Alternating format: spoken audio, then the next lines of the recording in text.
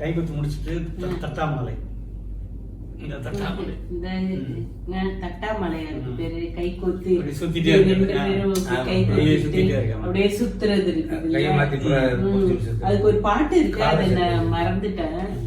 இது பண்ணிட்டு நல்லா வேகமா சுத்திட்டு அது ஸ்டெடியா நிக்கிறது.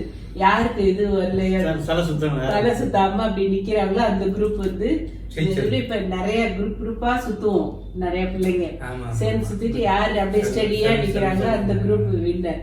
அது மாதிரி அது என்ன பண்ணிக்கணும்னா டகால்னு அப்படி ஒரு எல்லாரும் சுத்திட்டு இருப்பாங்கல்ல, டக்குனு இன்னும் இந்த சுத்திட்டு நின்று ஆப்போசிட் நம்ம இங்க இருக்கிற முகலம் வந்து இப்படி சுத்திட்டு இருந்துட்டு அது ஒரு சுத்து இப்படி சுத்திட்டோம்னா அது ஸ்டெடி ஆயிக்கும். அது வந்து தெரியாமையே நின்றுட்டு அது வந்து ஸ்டெடியா நிக்கிறது. அது அவங்க சுத்திக்கிட்டே இருப்பாங்க. இதெல்லாம் உண்மையிலே ஒரு பலத்தை சோதிக்கிற விளையாட்டு தான். ஆமா, ஸ்டெமினா பாக்குற விளையாட்டு. இன்னொன்னு 2 பேரும் சேர்ந்தாக்க விளையாடணும், ஒருத்தருக்கு ஒருத்தர் சரியா விளையாடணும்.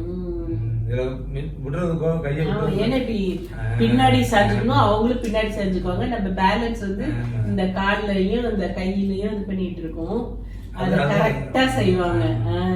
ஒருத்தருக்கு ஒருத்தர் ட்ரஸ்ட், நம்பிக்கை விளையாட்டு போடுவாங்க. அப்பதான் அந்த இயக்கம் நம்பிக்கை